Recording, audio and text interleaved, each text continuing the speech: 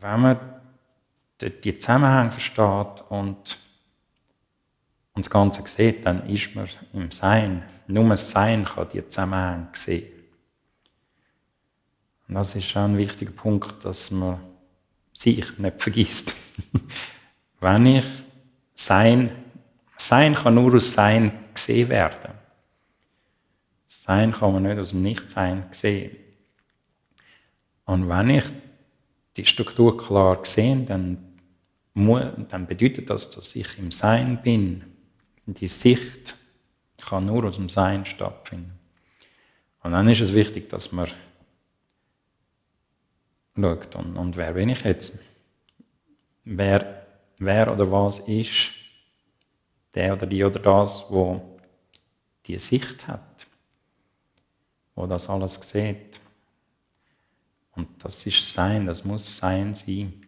Nur Sein kann Verblendung als Verblendung sehen. Verblendung ist, entscheidend an der Verblendung ist, dass sie verweigert, dass sie Verblendung ist.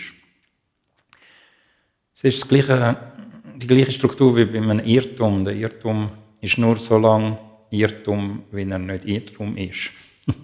Solange wir meinen, das sei nicht Irrtum, verfallen wir im Irrtum. Wenn wir ihn sehen, als das, was er ist, dann ist es kein Irrtum mehr. Obwohl es genau dann Irrtum ist. Das ist ein Irrtum und darum hat er keine Macht über mich. Ich irre mich nicht mit ihm. Ich verwerte ihn nicht, um mich zu irren. Also es ist die Selbstentfremdung, die nötig ist für Verblendung. Und ein Irrtum als Irrtum zu sehen, heisst, man steht draussen. Man ist nicht mehr vom Irrtum gefangen, sondern man schaut aus dem Sein an. Das Sein vom Irrtum ist Irrtum sein. Und dann ist es aber kein Irrtum mehr in dem Sinn, dass es Macht auf mich ausübt. Weil ich im Sein bin und aus dem Sein schaue, sehe ich das Sein vom Irrtum, nämlich Irrtum sein. Und das Gleiche ist mit der Verblendung. Die Verblendung kann nur als Verblendung gesehen werden aus dem Sein. Und dann ist sie einfach, was es ist. Verblendung ist Verblendung. Aber als das hat sie keine Macht mehr. Wenn man wirklich Verblendung als Verblendung sieht, als das, was sie ist, dann gibt es keinen Grund, dort hineinzusteigen. Man kann gar nicht dort hineinsteigen. Und es sind wichtige Zusammenhänge. Und es ist wichtig, die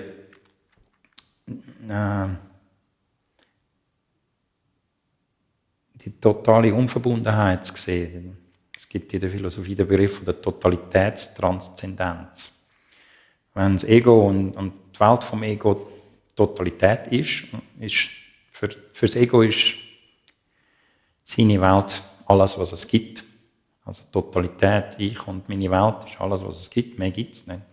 Und Sein ist jenseits von dem. Sein kommt in dieser Totalität nicht vor. Sondern Sein ist jenseits davon. Es gibt kein Leiterli, das aus dem Verstand ins Sein führt. Also muss man nicht das Leiterli suchen oder versuchen zu bauen oder zu besteigen. Es gibt die Leiter nicht. Das Ego oder die Person im Verstand kommt nicht ins Sein. Und andererseits ist der Verstand nichts anderes als Sein. Aber im Sein ist er, was er ist, und genau das verweigert er. Und darum kann er sich aufrechterhalten. Durch die Verweigerung gegenüber seinem eigenen Sein.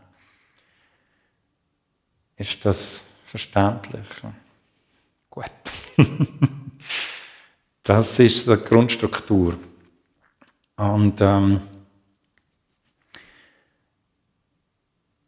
was heisst das jetzt für die Ausrichtung auf Erleuchtung?